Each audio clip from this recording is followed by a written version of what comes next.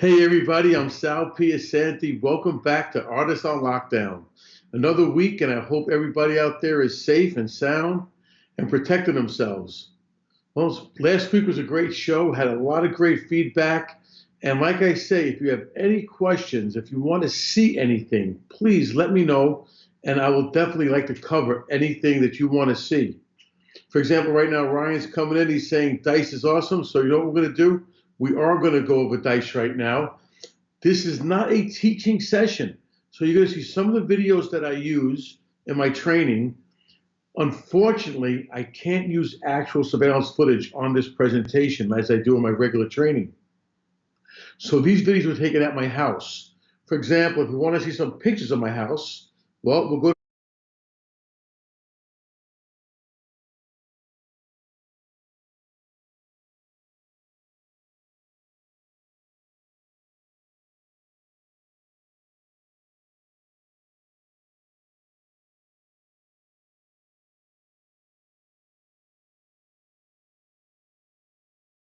I do get to show actual surveillance footage, and if I don't have permission to show the footage, I do get permission to do the demonstrations live. Now, a lot of people want to see or have requests for crooked dice and dice switches. Well, there are there are many different types of crooked dice. You got weighted dice, you got shapes, those are called percentage dice. Then you have tops, then you have magnetic dice. Those are pretty much the surefire ones, and those are the only ones we're going to talk about today. I'll put these up here live for you so you can see this. But if we have a pair of dice right here, I don't know if you can see that. It's a 10, another 10,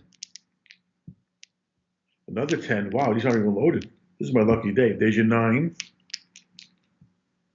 There's your 10 hard. We had 3 10 softs. Here's your 10 hard.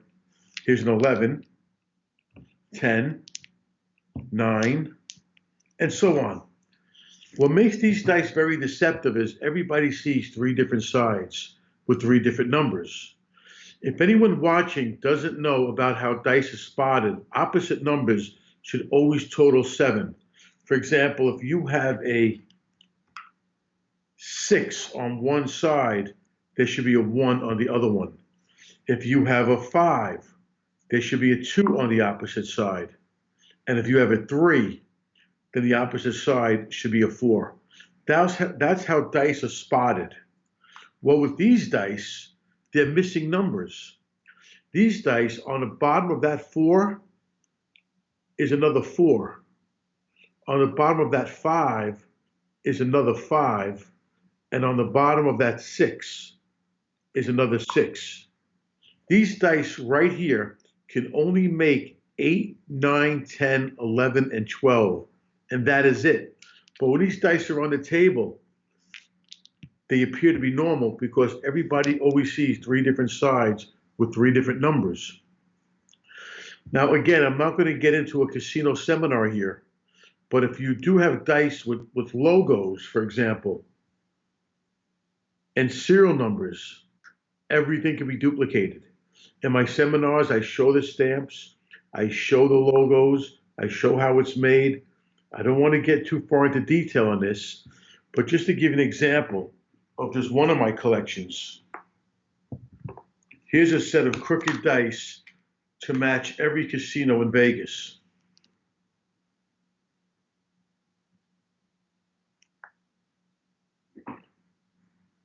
For example, here, we'll just pull one out at random. Let's look at this one. Let's see what this one says. Here, I don't know if you can see that. That's a Caesar's Palace. That's a 1, 3, 5. There are no 2, 4s, or 6s on this die. But if the 1 is shown, the casino will see the jurisdictional logo. So let's get into how the dice are put in. Let's bring up the first video. And let's talk about magnetic dice. Now, hang on, before we bring up that video, let me just demonstrate this for you, because these dice do have all their spots on them. For example, If you look right here, there's a 6. On the bottom of that 6 is a 1, a 5, a 2, a 4, and a 3. These dice appear to be normal. But when you put a magnet near them, you'll see these dice are magnetic. So if this magnet was under the table, and this is a very strong magnet, it'll pull that 6.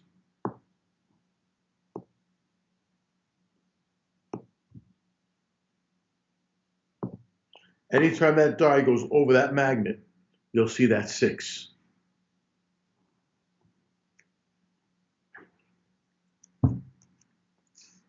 So let's show you how the dice are put in.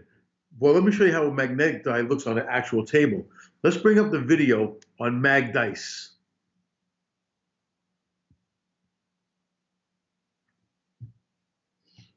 The magnet is under the craps table on the upper right hand of the screen. Notice every time the dice go in that corner, you're going to see a lot of 6s.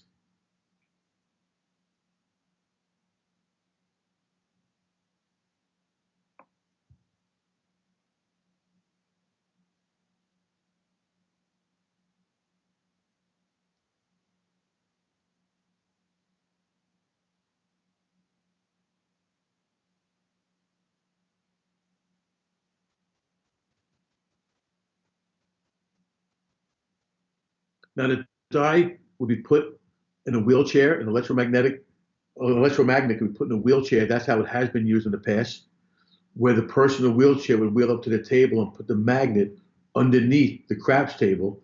Matter of fact, the car battery in the wheelchair powers the magnet. But notice every time those dice go in that corner, you're going to see 6s.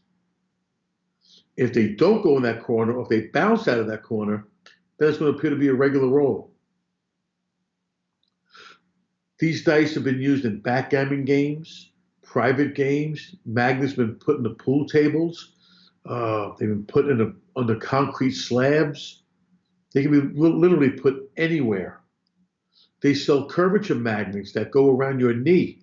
And as you're playing backgammon, you bring your knee to the table, and then you can control the dice.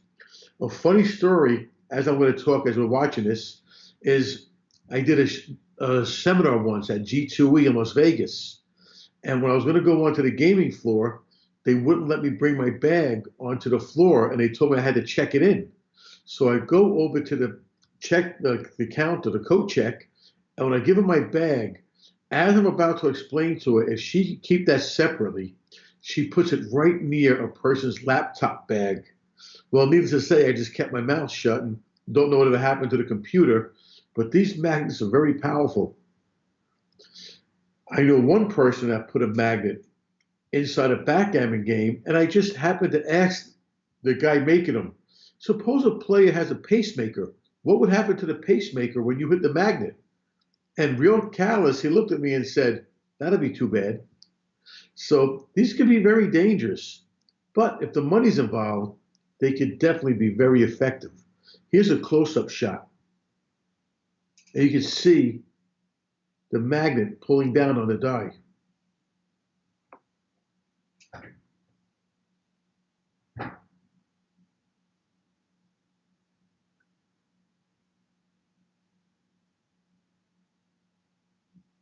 So the two dice that we just talked about these are magnetic dice that we call mags or juice, and then the other dice that are misnumbered are called tops. The same number on the top is the same number on the bottom.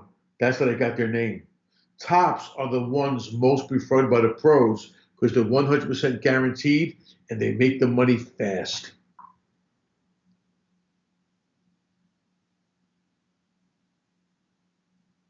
Now we're going to talk about, another question. Do the magnets typically stay powered on? No, they do not. Normally it's done with, like I said, a person in a wheelchair would be able to operate the magnet.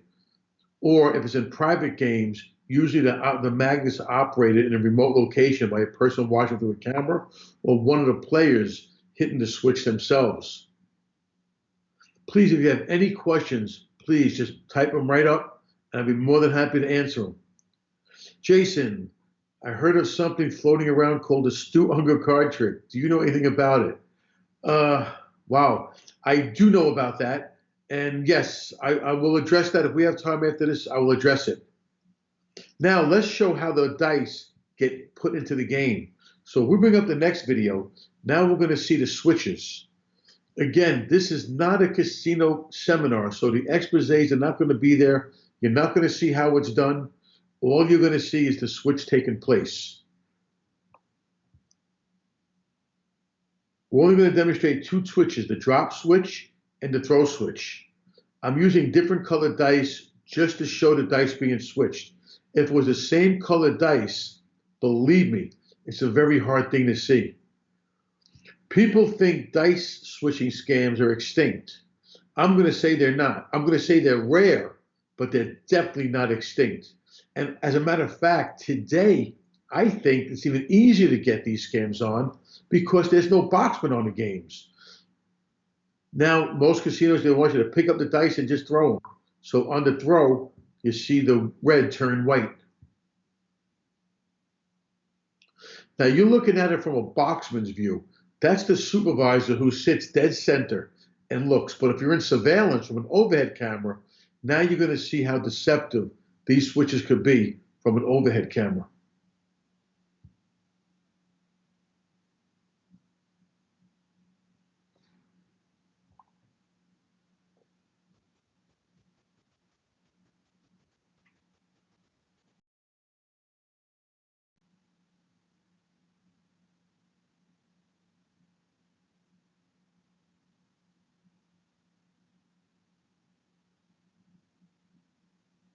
And here's the throw switch from an overhead camera's view. These dice are usually used for 2 or 3 rolls and taken right back out.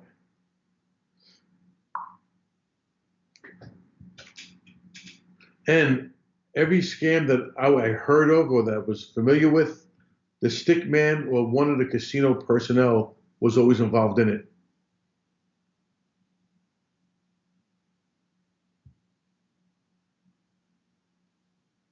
So that's crooked dice. But let's suppose you don't have crooked dice. You want to use the casino's dice against them. Well, a very common shot is called a slide shot. Again, we're talking about doing a 3-4 hour seminar in 15 minutes. So just to show you what a slide shot is or to explain it, when the stick person or the casino hands you the dice, one die is thrown legitimately down the layout, but one die is slid along the layout. So you would see this die tumble legitimately, but the other die is being slid. But there's a spin put on it. So it's going rapidly down the layout, spinning. And I'm telling you, it sounds silly, but when you see it done live and there's a good spin put on that die, it is very deceptive. Now, to combat that, some casinos put in speed bumps. They actually put in a piece of wire or a cord down the craps table so when a die hits it, it'll trip it. Well, can you slide over that? Absolutely.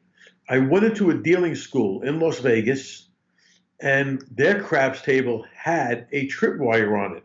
So let's go to this video. And you're going to see me sliding dice. I'm not going to get into how it's done. I'm not going to show you the finger position, but I do want to show you that I'm going to slide that 6 over that wire in the middle of the table and hit the puck.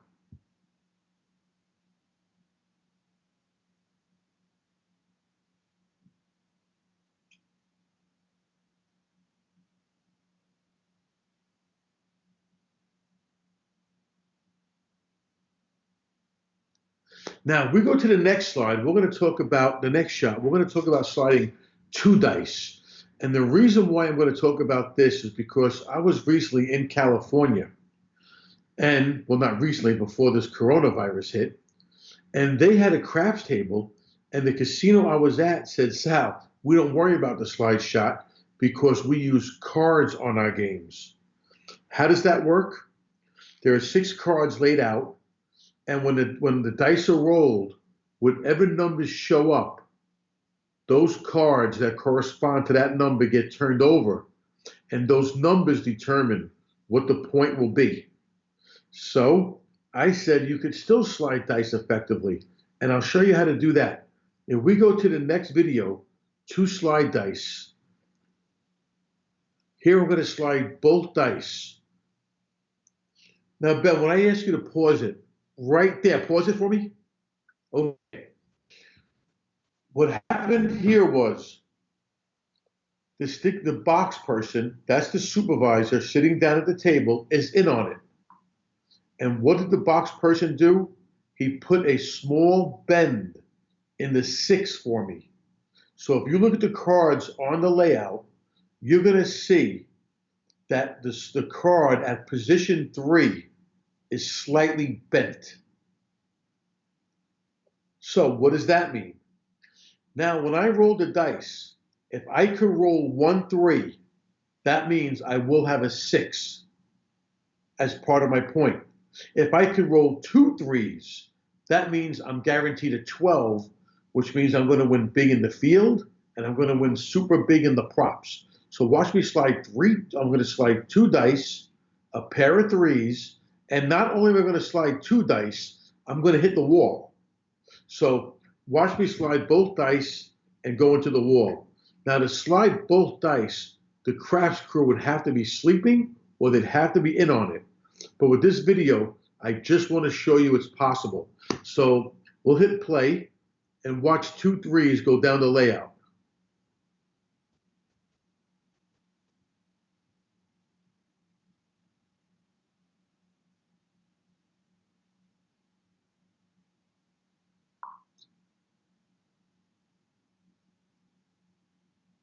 So you can slide 2 dice. And now one more dice control that we will talk about that somebody asked me this week, I guess this person must be from California, was can you control dice in a cup? And the answer is absolutely. No magnets, legitimate dice. Well, I have a question coming in. What's with the cards? Never seen craps use cards. Great question. In California, they have, and a lot of Indian reservations, the casinos are not allowed to use dice and they're not allowed to use roulette wheels. So they use cards instead. So I will give you an example. I'll take out a 3, a 6, a 5, a 4, a 1, and a 2. These cards get mixed up. They come out of a shuffle machine. This will be 1, 2, 3, 4, 5, and 6.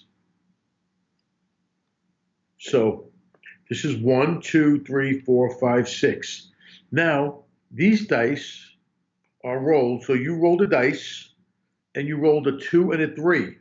So the 2 and the 3 get turned over, and your point is 6. You just rolled a 6. These cards go back into the shuffle machine for the next roll. These cards get put out like this. You roll the dice again, and now you rolled a 5 and a 3. 1, 2, 3, 4, 5. You made your point. So you rolled another 6. That's how that's done.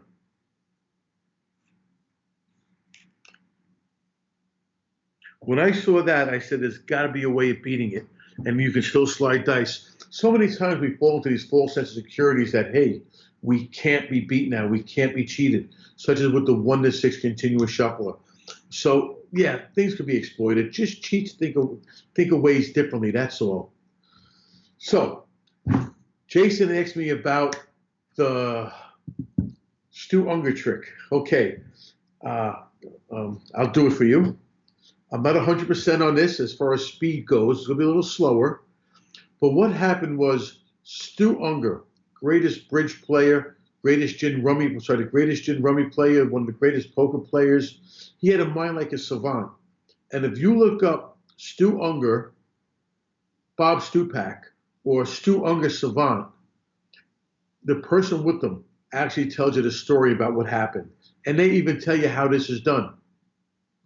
Stu Ungar went into Vegas World because he wanted to play blackjack. Well, Bob Stupak stopped him and said, no, we don't want your action. But if you do want to make a bet, a real bet, I'll tell you what we're going to do. We're going to have a dealer take a deck of cards and shuffle them. Then the dealer's going to deal 51 cards, and you have to name the last card for $10,000. Do you want to take that bet? And Stu Ungar accepted it. Stu Ungar won. So here, let's I'll just do this for you. Let me get a shoe.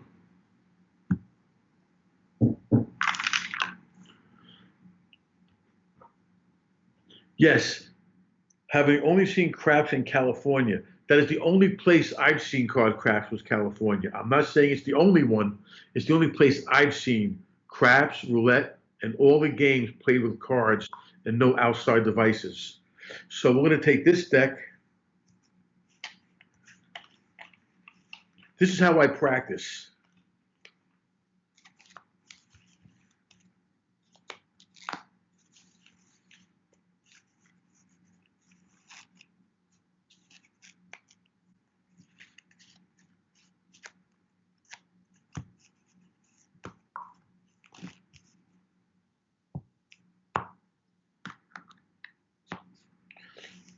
Take two cut cards.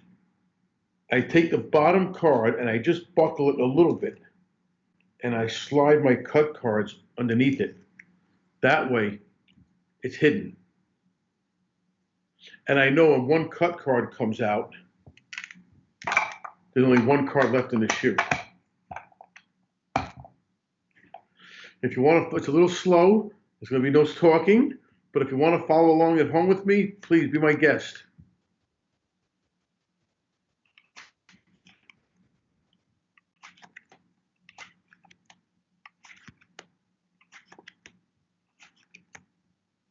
Stu Ungar allowed 2 seconds per card.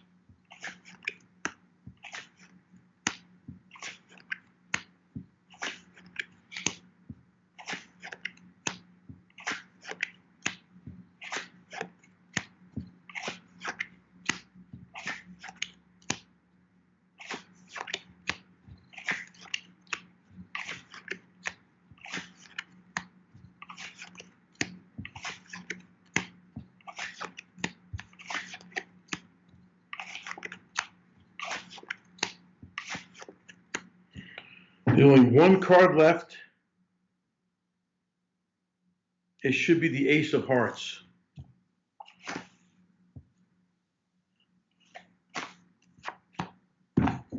And that's the Stu Ungar card trick. And again, you can go on YouTube and you'll see it and they'll explain it as well.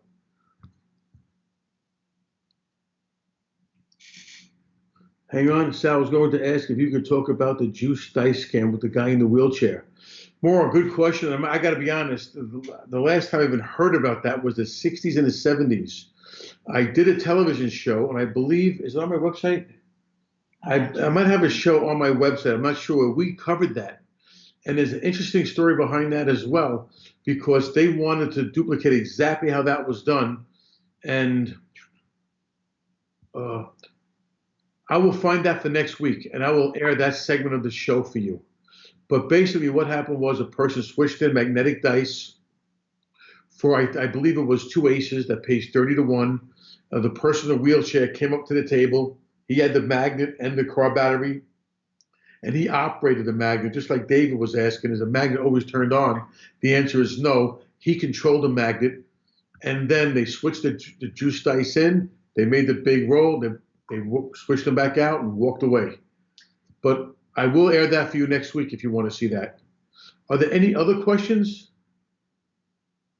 I think it was Cheating Vegas on National Geographic. It might be Cheating Vegas on National Geographic, but I do have that clip. And again, I'll have it for you next week. That's no problem. Well, I hope everybody enjoyed it. It was another great week, great session. I had a great time. Great being here. I want to thank Love Productions for having me. I want to say it's been a pleasure at being an artist on lockdown. Great talent. They have other great acts during the week. You should definitely look at their website. And I want to thank everybody for watching. And if you want to see anything in particular, please just email me, and I'll be more than happy to address anything in future episodes. There was one question there, I missed it. Do your dice have numbers on them? Do your dice have numbers on them? I could have serial numbers put on any one of them. For example, on this one, I believe on these tops, the serial number was in the casino was 0117. And you can see it's on both sides. So yeah, putting the serial numbers on are no problem at all. Next week, as a matter of fact, I'll show you the stamps that put them on if you want to see it. Pez, thank you. Bruce, thank you. I want to thank everybody for watching, and I hope to see you again next week. It's been a real pleasure. Stay in touch and keep safe, everybody. Take care. Angie, thank you so much for watching. Guys, take care. Have a great week.